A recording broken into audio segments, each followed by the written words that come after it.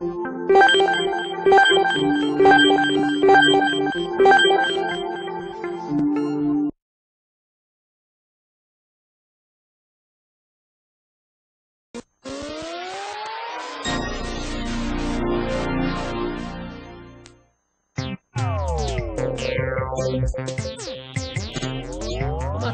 ação que envolve cidadania, que é o tema principal, né, do nosso bate-papo de hoje com o Dr. Leonardo Carlos. Pois é, e para falar um pouco sobre cidadania, nós trouxemos aqui o Dr.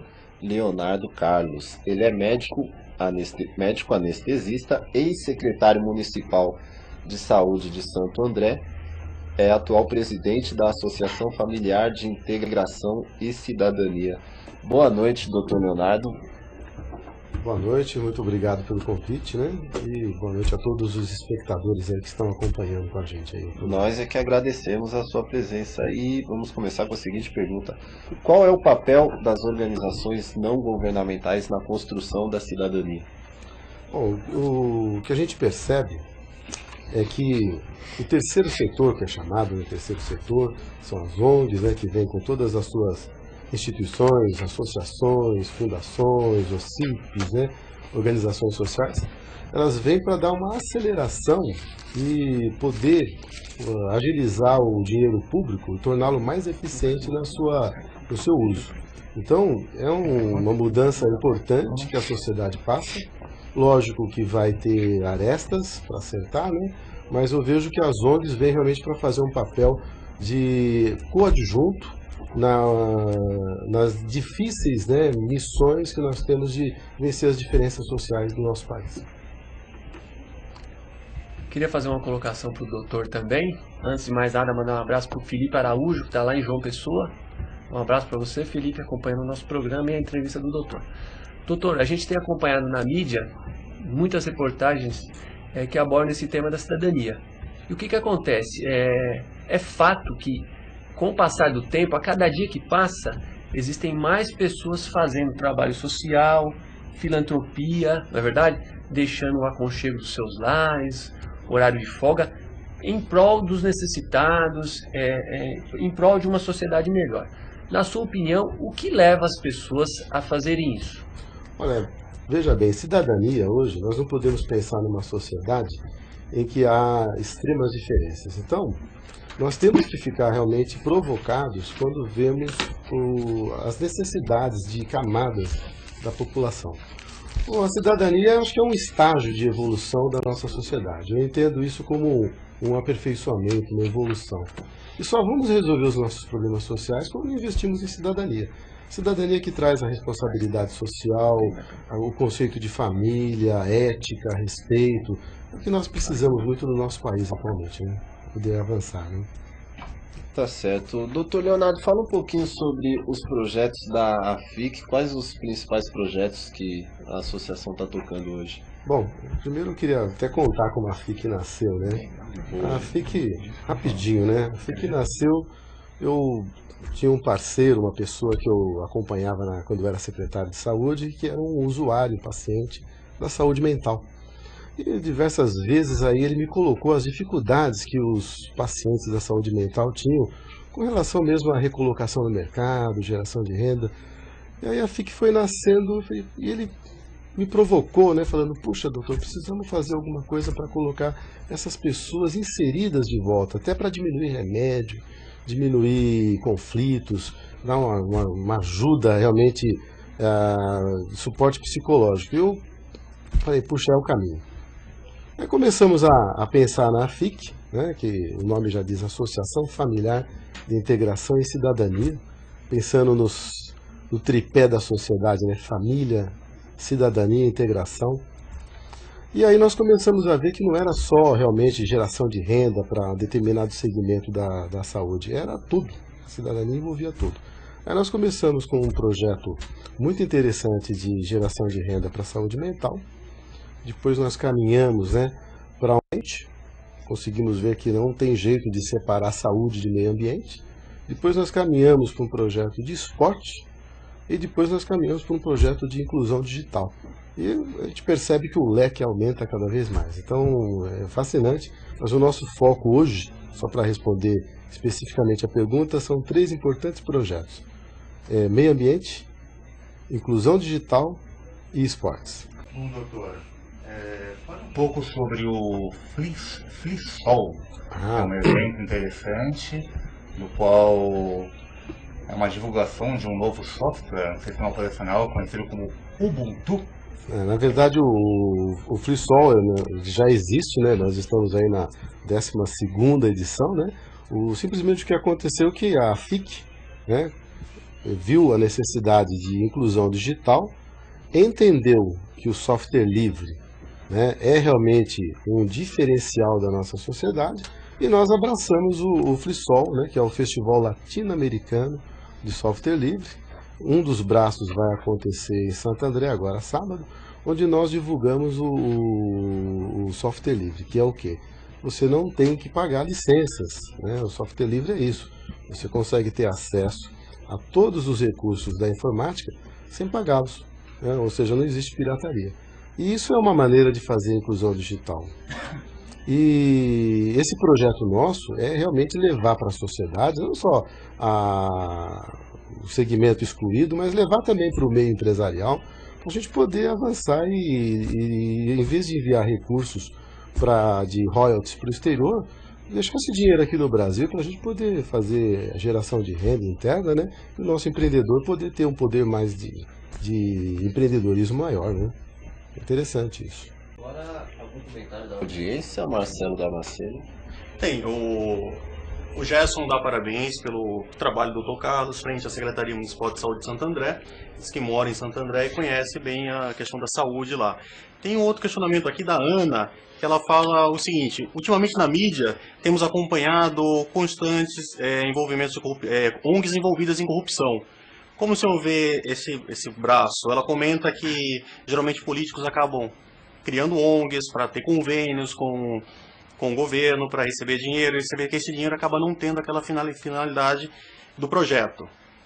Olha, concordo com a Ana, eu vejo que isso existe realmente, lógico, né? Como tudo que acontece no Brasil precisa ser aprimorado, eu penso que as ONGs todas têm que prestar contas ao Ministério Público e responder por desserviço. Se estiver realmente fazendo coisa errada, tem que ter responsabilidade, inclusive das pessoas, mas eu vejo como um caminho que pode ser aprimorado. Você pode plenamente fiscalizar essas ONGs e criar mecanismos controladores, né? E a cidadania das pessoas é isso, as pessoas estão aí para poder cobrar dessas ONGs, fiscalizar, ver resultados. Então, existem as ONGs com problemas e existem ONGs com resultados fantásticos. Então, vamos ver as que têm resultado fantástico, vamos copiar esse modelo, e as que tiverem problema, vamos punir rigorosamente. O Ministério Público, ele precisa ser atuante, ele tem que punir quem presta desserviço à sociedade. E parece que a gente tem mais perguntas da nossa audiência aqui para o Dr. Leonardo Carlos. Vamos lá. Doutor, a Ana novamente, ela concorda com o senhor em relação a essa questão. Tem que ter um mecanismo, o Ministério Público tem que ser mais atuante, mas ela leva. A ONG, você tem que ter o Ministério Público atuando, mas a ONG ela acaba sendo uma instituição um pouco fechada e o cidadão ele não tem como fiscalizar da mesma forma que ele tem a dificuldade de fiscalizar um órgão público, uma prefeitura, uma Câmara Municipal, um Ministério, uma Secretaria. Ela queria ouvir do senhor, que mecanismo pode ser criado dentro do Estatuto de uma ONG para permitir essa fiscalização do cidadão? Olha, eu acredito que eu não conheço a Ana, eu acho interessante a participação dela, mas as ONGs todas, elas têm que prestar contas públicas, né? E veja bem, não é um negócio fechado. Então, talvez ela não saiba o caminho para poder chegar a essa prestação de contas, mas essa prestação de contas é pública, é aberta e ela pode acessar, sim, via Ministério Público. Não é caixa preta fechada, não. Talvez seja o caminho que foi dificultado para se chegar à informação e falta realmente essa informação para as pessoas. Mas toda a prestação de públicas das ONGs é pública, né? É aberta, não tem como não ser. Gostaria de fazer mais uma colocação para o Dr. Leonardo. Doutor, hoje o senhor trabalha com essa ONG, com a FIC, mas o senhor também já foi secretário de saúde. Como secretário de saúde, era possível perceber de fato a atuação de uma determinada ONG? Era possível perceber no dia a dia do seu trabalho na saúde se aquela ONG fazia um trabalho sério ou não? Vou dar um exemplo. Eu vi uma reportagem num grande jornal de São Paulo um tempo atrás, que um professor de educação física, sem recurso nenhum, ele estava utilizando uma quadra pública e ele começou um projeto com idosos. E o que esses idosos faziam? Ele dava aula de boxe dos idosos. Então tinha muito idoso com depressão, com problema de saúde, e ele começou a fazer esse trabalho sozinho. Em pouco tempo, a maioria desses idosos, eles começaram a melhorar a saúde. Muitos que iam no médico corriqueiramente deixaram de comparecer. Quer dizer, é um trabalho que no dia a dia, no próprio setor de saúde, já era possível detectar esse trabalho correto, essa atuação. Quando o senhor esteve à frente da Secretaria da Saúde, era possível perceber, assim, de fato, no dia a dia, o trabalho de uma ONG fazendo efeito? Fantástico, a colocação sua é isso mesmo. A ONG, ela se desvencilha das amarras, né, que deixam a administração pública engessada, e ela consegue fazer esses avanços, né? Inclusive sem a administração pública. Ela pode caminhar com a iniciativa privada, né? Não precisa necessariamente ter relacionamento com a coisa pública. Então ela pode fazer um trabalho voluntário, ela pode pegar recursos de empresas parceiras, né, e fazer esse trabalho avançar. Então a ideia da ONG realmente é impulsionar as iniciativas de uma forma que não sejam amarradas pelos processos emperrados, né, que hoje inviabilizam aí muitos projetos da vida pública. E lógico, sempre aprimorando a prestação de contas, a seriedade, a ética. Então o caminho é esse. A ONG ela vem com esse perfil de poder fazer o terceiro setor, uma terceira via para a nossa prestação de serviços e diminuir as diferenças sociais do nosso país. Bom, doutor, conte um pouquinho da sua história. Vejo que eu soube que você estudou na França, na Bélgica. O que lhe ajudou em relação a ter tido um estudo nesses países assim de primeiro mundo? Bom, antes de mais nada, eu queria começar a falar de estudo antes, né? Eu fiz meu estudo na escola pública de Santo André, né? Eu fui um aluno de escola pública, onde tive pessoas que transformaram a minha vida. Tive bons professores que me estimularam. Aí, trabalhando também, sempre com dificuldade, família operária lá do ABC, fiz meus cursos complementares no primeiro e segundo grau noturnos, trabalhando, né? E onde também tive oportunidades. Consegui, através do esforço pessoal, entrar na faculdade de medicina, né? E através de uma série de sucessão, que foi bem interessante, foi a oportunidade mesmo que abriram e eu abracei, eu tive a oportunidade de fazer cursos no exterior. Aí vivi 2 anos entre França e Bélgica, realizando especialização em anestesiologia, onde adquiri uma bagagem cultural, social, muito interessante desses 2 países, né? Onde desenvolvi uma visão comparativa com o Brasil e onde eu consegui visualizar que é possível fazer grandes trabalhos, grandes avanços na área social. Inclusive no serviço público, né? O serviço público de saúde nesses 2 países é muito desenvolvido. E através desse conhecimento, eu acho que é viável a gente conseguir utilizar algumas ferramentas para adaptar para o nosso país, que está caminhando para isso, né? O SUS hoje, né, que está em fase de implantação, né? Ele foi criado lá atrás, na Constituição de 88, mas está sendo implantado, ele está num processo ainda de criação. É possível nós fazermos uma saúde pública com qualidade nesse país. O que precisa mesmo é mais atuação do setor público, mais compromisso de todos os escalões, tanto governo federal, estadual, municipal, para poder avançar. E essa minha experiência aí de países no exterior, a gente pode sim contribuir com o que a gente aprendeu lá fora. Vamos lá, tem o Márcio Canuto. Parabenizo o doutor Leonardo Carlos pelo trabalho frente à Secretaria de Saúde de Santo André. E, doutor, o senhor relatou aqui que teve passagem pela França, pela Bélgica, todo esse contato social, além do estudo na área da medicina. Conta um pouco, o que o senhor encontrou lá de trabalho envolvendo cidadania, que o senhor trouxe imediato para o Brasil, conseguiu implantar? Qual a dificuldade, a facilidade de lá, que é a dificuldade aqui? Bom, na verdade, né, a França, com o setor público de saúde, eles têm realmente um grande investimento. Eu acho que, por enquanto, o nosso país vive esse processo de saúde, que é um problema do país, gostaria de colocar, não é um problema específico de uma cidade, né? Porque realmente falta um compromisso das autoridades com o orçamento na saúde. Orçamento na educação e saúde são duas coisas básicas. O que existe é um forte investimento nesses países em saúde e educação. E eu coloco a educação ainda em primeiro ponto em relação à saúde, né? Porque a educação traz a saúde, a prevenção. Então nós precisamos, lógico, através de mecanismos de cobrança, de gestão, investir em saúde e educação de verdade nesse país. Nós não podemos brincar de fazer investimentos. Eu gostaria de fazer mais uma indagação para o doutor, aproveitar a oportunidade. Doutor, é o seguinte, eu tenho acompanhado no site da FIC, da associação, sobre um projeto desenvolvido lá, chamado Vida Inteligente Sem Álcool e Drogas.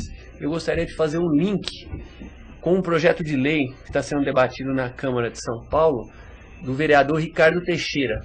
Ele está querendo proibir o uso de cigarro em locais públicos.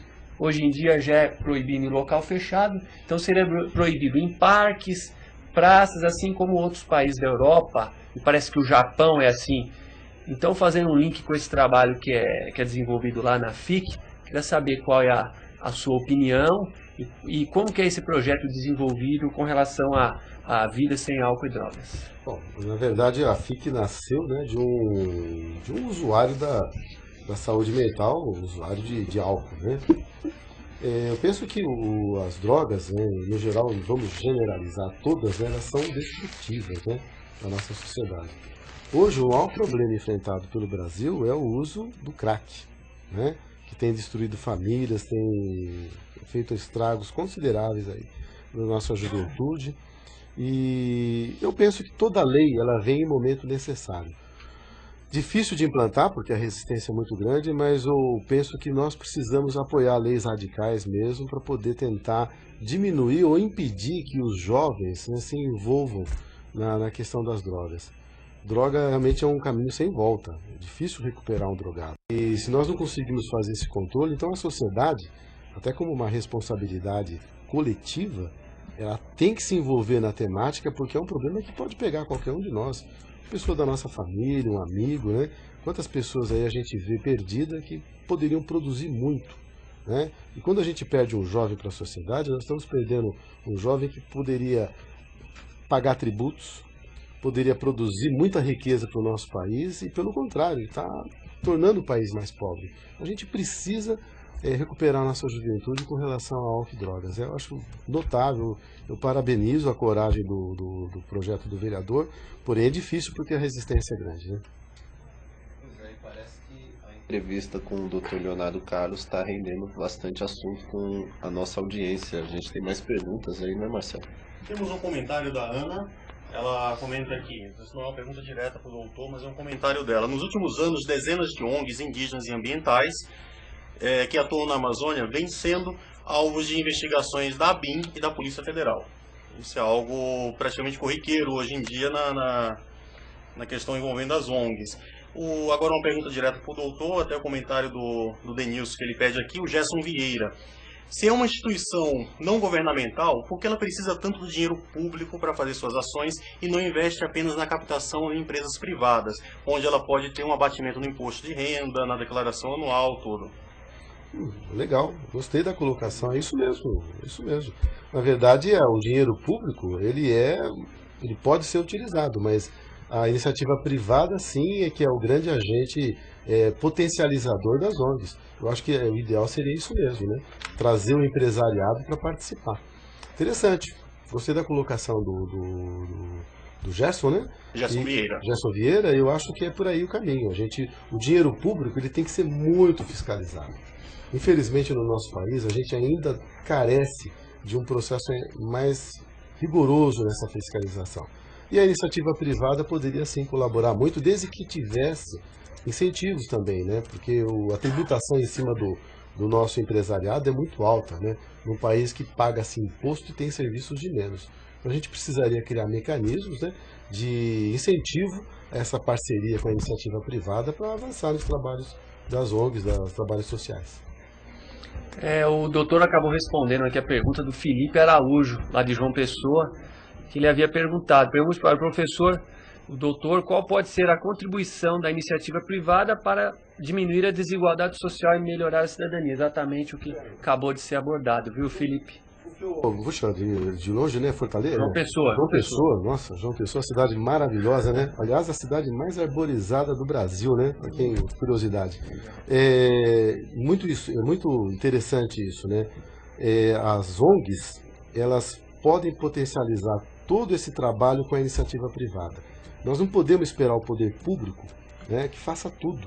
Uma sociedade proativa é isso. A gente tem que ter essa cidadania de achar que o poder público pode resolver tudo. Não, a gente tem que ir lá e trazer a solução também. Investir na sociedade para deixar o poder público cada vez mais no compromisso de trabalhar melhor.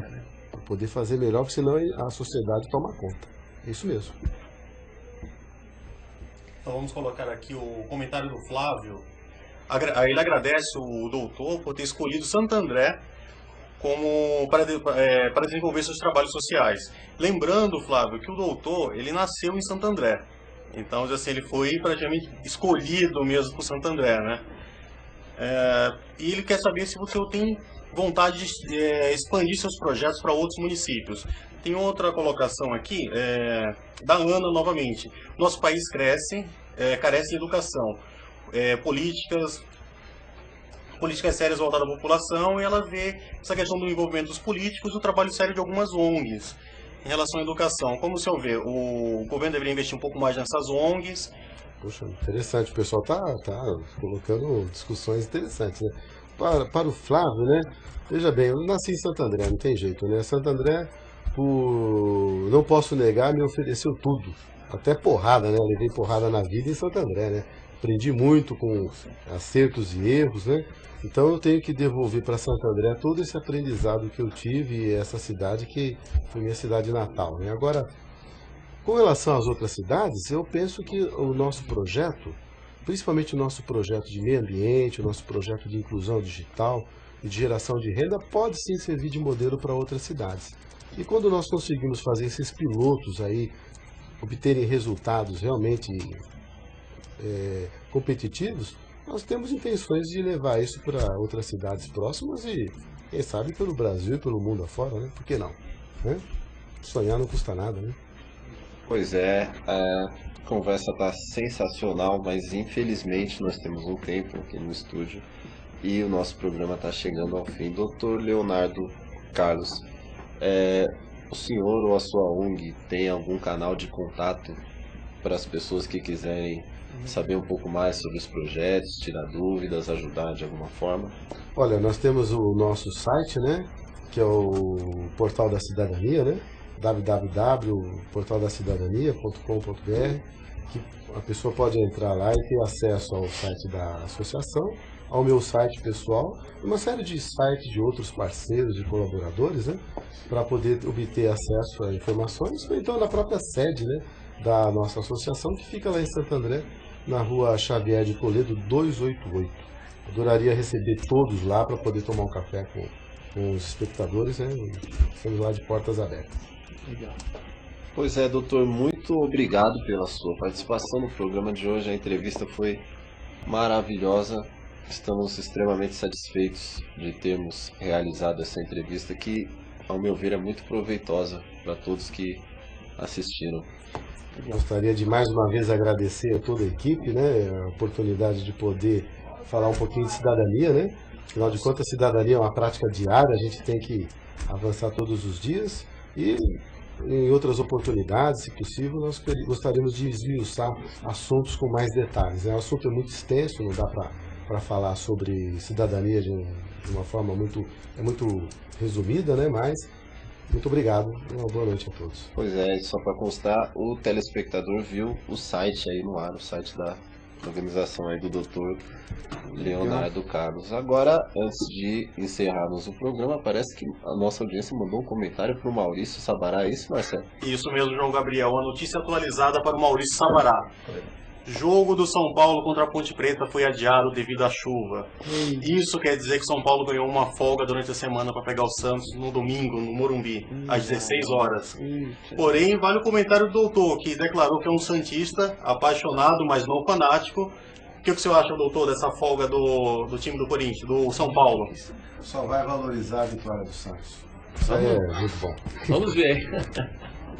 Eu gostaria de aproveitar já a oportunidade, dar o meu boa noite a todos, agradecer o doutor pela presença, o pessoal que estava no Facebook mandando mensagem, agradecer também o Paulino Plicinato, que é nosso amigo lá de Santo André, o Anderson da FIC, Anderson Padre, também sempre presente lá. Um abraço a todos, bom final de semana. Beijo, me liga, Rosana. Tá certo. Não só como jornalista estaremos lá, como espectadores também. Eu tenho certeza que eu vou estar no show do Dexter na Praça da República. Mas, enfim... Por sinal, eu já estive algumas vezes na Virada Cultural, vi um show muito legal. Para quem gosta de rock pesado como eu, gostei muito no passado, do Paul Di'Anno, primeiro vocalista do Iron Maiden, que esteve uma vez lá no Virada Cultural, acho que em 2008, 2007, não me lembro exatamente o ano. O cara, quando gosta de rock assim, diz que gostou no passado, é porque tá ficando velho. Curti mais, né? Marcelo Damasceno. Agradecer a participação de todos, da Ana com suas perguntas, a participação do Gerson Vieira, lembrando aqui o comentário da Débora Martins. Débora, desculpa, só lembrar, eu não sou careca, eu tenho um pouco de cabelo ainda aqui. Quase. A participação do Rodrigo com a atualização sobre cancelar o adiamento do jogo de São Paulo contra a Ponte Preta.